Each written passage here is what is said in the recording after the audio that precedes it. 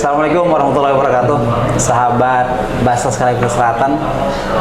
Ketemu lagi dengan kami ya di Basnas Kalsel. Hari ini adalah lanjutan dari podcast kemarin ya. Tapi kali ini berbeda dengan sebelumnya. Bersama Ulun ada Mas Huda. Ya, Assalamualaikum. Panggilannya Huda ya, Huda ya? Iya, Huda. Huda. Nama panjangnya Huda? Nama panjangan Nur Huda Fikri. Huda Fikri. Tapi iya. Kalau kadang-kadang dipanggil Huda, mungkin orang bisa salah ya? Iya. Bisa jadi nama perempuan. Ya, betul sekali, Pak. Ini bincang-bincang dah. Kita kan di Basnas ya, di Basnas ini menjelang Idul Adha. Selain kita menerima zakat, infak sedekah, dan juga dana sosial keagamaan lainnya atau di SKL ya. Nah, salah satunya masuk di sini adalah kurban. Iya. Udah di Basnas di bagian mana? Saya di bagian pendistribusian. Bagian pendistribusian. Iya. Nah, makanya tepat dan pas ya di bidang pendistribusian menangani juga dengan kurban. Tahun ini kurban kita, oh ya sekalian juga Pak Ketua Panitia ya. Iya. Ketua Panitia Ibadah Kurban tahun ini. Iya. Yang temanya Pak? Tema kita tahun ini Banua Cinta Kurban. Banua Cinta Kurban. Iya. Ya, ini berarti kalau dilihat dari temanya ini lebih mendekatkan diri kita kepada Banua kita, Iya. kepada daerah kita ya. Betul. Yang jadinya namanya Banua Cinta Kurban. Tahun ini kira-kira semeriah apa dibanding tahun sebelumnya? Oke, jadi mungkin gambaran aja sedikit Pak ya. Kalau tahun ini Alhamdulillah Indonesia sudah memasuki masa endemi Pak. Jadi tidak sama seperti 2 tahun yang lalu yang kita masih pandemi. Kalau mungkin di 2 tahun yang lalu itu kita masih dalam programnya itu judulnya Kurban Online Basnas. Kurban Online Basnas. Iya, karena memang situasi mendukung ke arah sana Pak. Tapi alhamdulillah di tahun ini kita sudah endemi dan sudah bisa menyelenggarakan ibadah kurban di lingkungan kita masing-masing. Maka diusunglah tema baru yaitu Banua Cinta Kurban. Mungkin seperti kata Pak Adi tadi sudah dijelaskan bahwa maksud dari konsep ini adalah kita ini ingin menceritakan kepada halayak ramai bahwa Banua kita Kalimantan Selatan ini cinta dalam ibadah kurban Pak. Nah, seperti itu. Untuk kemeriahannya alhamdulillah masih sangat besar Pak animonya ya, bahkan mungkin kita sudah lihat di sekitaran masjid-masjid sekitar rumah betul. Itu sudah mengumpulkan hampir 1, 2, 3 bahkan puluhan sapi mungkin di masjid besar seperti itu Pak. Jadi antusias dan nilai keimanan seseorang ya kita lihat dari makin banyaknya masyarakat Kalimantan Selatan yang juga menunaikan ibadah kurban. Tak luput juga di Basnas Kalsel ya. Iya, betul. Tahun ini ada berapa sapi atau berapa kambing yang diamanahkan ke Basnas Kalsel ya? Oke Pak, jadi menarik Pak untuk yang jumlah sapi dan kambing ini. Sebenarnya juga mungkin sedikit cerita di Basnas tahun ini kan menggalakkan kampanye untuk ibadah kurban sapi Pak. Oh sapi. Iya, untuk per orangnya 1/7 jiwanya itu nominalnya 2.700.000. 2.700.000. Sedangkan kalau ingin 1 sapi penuh itu 19 juta rupiah. 19 juta ya? Iya, jadi sapi. setelah dilakukan proses mungkin sampai 1 bulanan kita melakukan kampanye, alhamdulillah terkumpul 19 sapi. 19 sapi? Iya, 19 sapi yang dikelola oleh Basnas Provinsi Kalimantan Selatan. Bahkan di luar dari itu masih ada orang yang ingin berkurban dalam bentuk kambing, Pak. Luar biasa. Iya. Walaupun kita tidak membuka kampanyenya, tapi orang-orang masih pengen dan masih mau mempercayakannya kambing kepada kita. Untuk kambingnya ada total 8 kambing. 8 kambing ya? Iya, 8 kambing. Lumayan banyak ya. Padahal kalau di kampanyenya ya kita pokok sapi lah ya. Iya. Tapi ternyata ada masyarakat yang ya udah nih kami mau kambing. Walaupun Basnas nggak ada programnya kambing, kami serahkanlah ke Basnas. Iya, betul sekali. Alhamdulillah masih diberikan kepercayaan oleh masyarakat. Iya. Itu disembelihnya dikurbankan hari apa? Apa hari raya atau gimana? Oke, jadi untuk penyembelihan kurbannya kita mengikuti aturan pemerintah ya Pak. Kita di hari Minggu. Insya Allah di hari Minggu, hari Senin kita 2 hari, kita bahkan sampai 3 hari. Oh gitu. Kita melaksanakan di 3 hari sampai di hari Selasa. Cuman di tempat-tempat yang berbeda-beda memang. Ya, ya. Seperti itu. Jadi selama 3 hari itu ya tim di lapangan ya harus ada di lapangan ya. Iya, betul sekali. Semua tim Basnas ada di lapangan gitu. Iya, betul. Yang paling jauh selain kan otomatis paling tidak kan Banjarmasin ya, Banjarmasin dan sekitarnya. Yang paling jauh penyaluran hewan kurban kemana? Yang paling jauh kita tahun ini ada di 2 tempat Pak, ada di Barabai, di Desa Patikalain, dan juga ada di daerah Balangan, di daerah Tebing Tinggi. Iya. Sasarannya itu di mana ada sasaran? Itu memang kok jauh seperti itu, jauh kok jauh. Iya, kalau memang sasaran ini kan memang Banua Cinta Kurban Pak.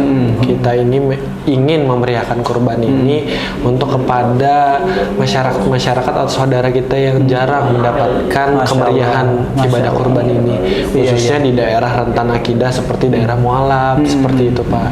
Jadi makanya kita sampai mengambil daerah yang terjauh di daerah Mualaf.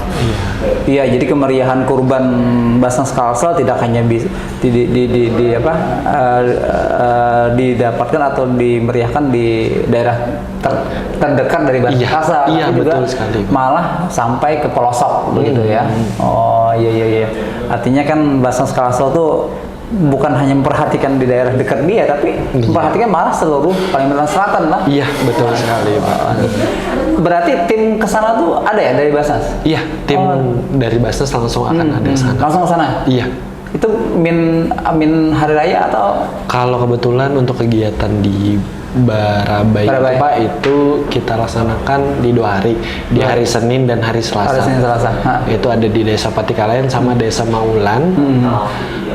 Terus untuk yang di Balangan itu juga dilaksanakan di hari Senin. Nah, seperti itu Pak.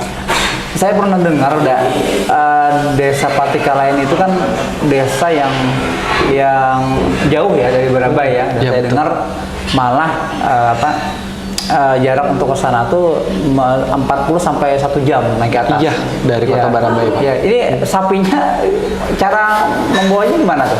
Oke, untuk mekanisme kegiatan di sana rencananya memang kami melakukan penyembelihannya di Barabai Pak. Oh, di Barabai. Iya, untuk penyembelihannya di Barabai, pencacahannya di Barabai, masukkan dalam kotaknya pun di Barabai. Baru nanti tim bawa ke sana. Iya, berangkat ke atas membagikannya. Iya. Itu kerjasama dengan siapa, Dak? Untuk kerjasamanya kita kerjasama sama pembina mualaf di sana Pak. Ya. Oh, jadi mereka memang tiap hari atau mendampingi para mualaf di sana ya? Iya betul. Sebenarnya kita sudah melakukan kontak dengan pembina mualaf ini memang secara intensif Pak. Bukan hanya tentang kurban, kita juga membantu untuk penyediaan Al-Qur'annya, untuk pengadaan trailnya, terus juga trail ada juga. Pernah kita ngasih trail ke pembina mualaf itu? Iya, pembina mualaf Pak. Karena memang situasi di sana untuk jalannya sangat sulit Pak ditempuh. Jadi Basnas melakukan kampanye saat itu untuk penggalangan dana pembelian trail dan alhamdulillah dapat membelikan 1 buah trail. Iya, betul. Ya, alhamdulillah. Jadi mereka paling tidak kan tidak was-was di jalan lah ya. Iya, betul. Jika melakukan dakwah pedalaman. Iya. Ini mekanisme pembagian yang lainnya bagaimana? Untuk selain ke HST ya? Iya. Selain HST ya? Selain di HST juga kita rencananya Pak, hari Minggu dan hari Senin itu kan ada pemotongan tuh di Banjarmasin juga. Itu juga nanti ada di RPH dan juga di TPH, ada 2 tempat. Jadi rencananya kita itu karena memang wilayah sebarannya itu besar Pak. Sambil minum dak? Iya. Haus dari tadi. Iya. Hah? Oke, karena wilayah sebarannya itu luas Pak, jadi kami itu rencananya akan kerjasama dengan Cold Storage Banjarmasin. Oh. Jadi rencananya di hari Minggu itu kita potong semua sapinya, terus dagingnya kita kumpulkan dalam wadah, itu sudah berpack untuk satu orang, terus kita letakkan di Cold Storage Banjarmasin, kita tunggu mungkin ya 1 hari sampai dagingnya beku sepenuhnya, baru kita salurkan ke daerah.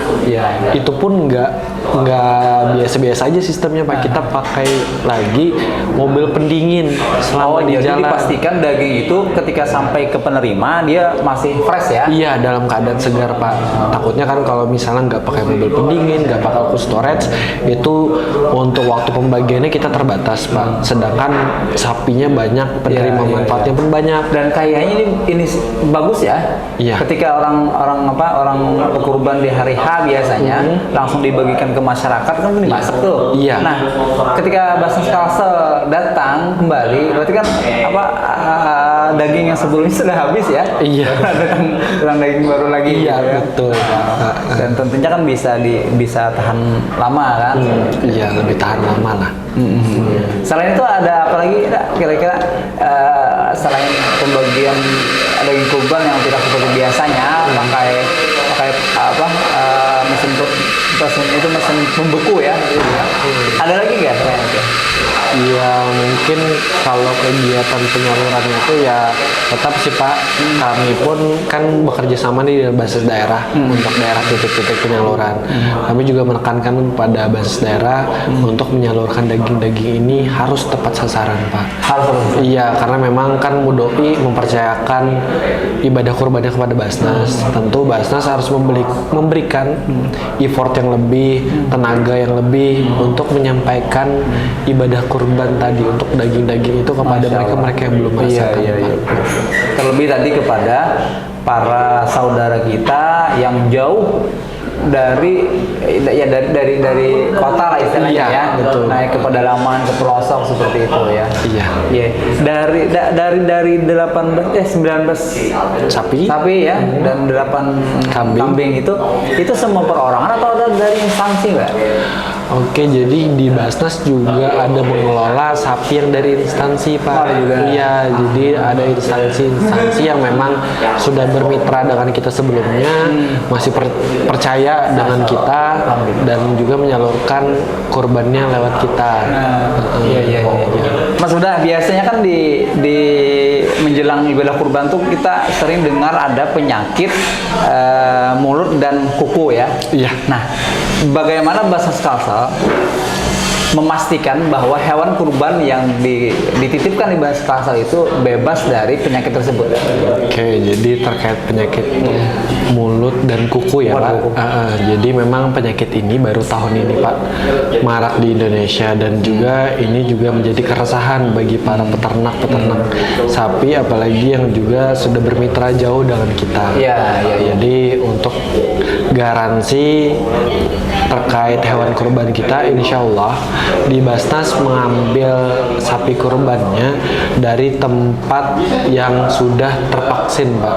Oh, ada vaksin ya? Iya, jadi bukan hanya manusia Pak yang divaksin, tapi sapi pun juga ada vaksinnya. Bahkan sapi yang masuk dari Jawa itu kan Jawa Timur ya Pak ya, yang marak untuk penyakit ini. Jadi saat masuk ke Banjarmasin, sapi itu dikarantina dulu Pak. Dikarantina, setelah itu baru diserahkan ke tempat peternak, dikunjungi oleh dinas terkait. Nah, setelah itu baru dicek untuk kesehatan sapinya. Dan setelah lulus seperti itu baru dinas terkait mengeluarkan sertifikatnya Pak. Oh, jadi satu sapi ada sertifikatnya? Iya, betul. Wah, sama kayak sertifikat vaksin gitu ya? Iya.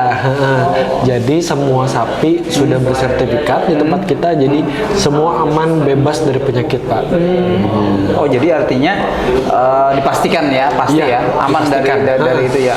Walaupun katanya memang tidak berbahaya bagi manusia, tetapi kan ketika sapinya kena penyakit itu, otomatis dia dalam keadaan sakit ya. Iya. Dan syarat untuk menjadi hewan kurban tidak terpenuhi. Iya. Di Basnas Kalsel memastikan bahwa hewan kurban yang disembelih yang dititipkan di Basnas Kalsel itu bebas dari penyakit mulut dan kuku. Oke, terakhir dah. Iya. Ini kan nggak sedikit ya. 19 sapi itu kan bukan sapi yang sedikit gitu ya. Ada 19 sapi ya.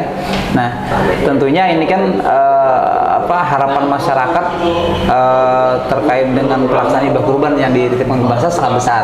Nah, harapan Basnas Kalsel seperti apa? Oke, jadi untuk harapan Basnas Kalsel ini mungkin tidak jauh dari tagline kita di tahun ini, Pak. Berbagi kebahagiaan dengan kurban. Berbagi kebahagiaan. Jadi dengan ibadah kurban tahun ini, harapan Basnas kita dapat memberikan kebahagiaan kepada saudara-saudara kita di pelosok dan saudara-saudara yang belum pernah merasakan daging kurban sebelumnya, dan semuanya mendapatkan kenikmatan dan keberkahan dari mudoi sampai dengan mustahik yang menerimanya, Pak. Insya Allah, semoga Allah terus memberikan kebahagiaan kepada kita semua. Amin, amin, amin ya rabbal alamin. Mudah-mudahan ya doa kita, usaha kita, dan juga diijabah oleh Allah Subhanahu wa Ta'ala. Amin ya Allah. Sahabat Basnas Kalimantan Selatan, tadi bincang-bincang dengan Mas Huda ya. Saya sering manggilnya Mas Huda biasanya. Iya betul. Karena ya kita di Basnas ya, di Basnas lebih dekat karena penyaluran dengan pengumpulan itu hal yang tidak bisa dipisahkan seperti itu. Sahabat Basnas Kalsel, demikian tadi bincang-bincang dengan Mas Huda. Sampai ketemu lagi di podcast selanjutnya. Oke, saya Muhammad Adiram. Assalamualaikum warahmatullahi wabarakatuh. Waalaikumsalam.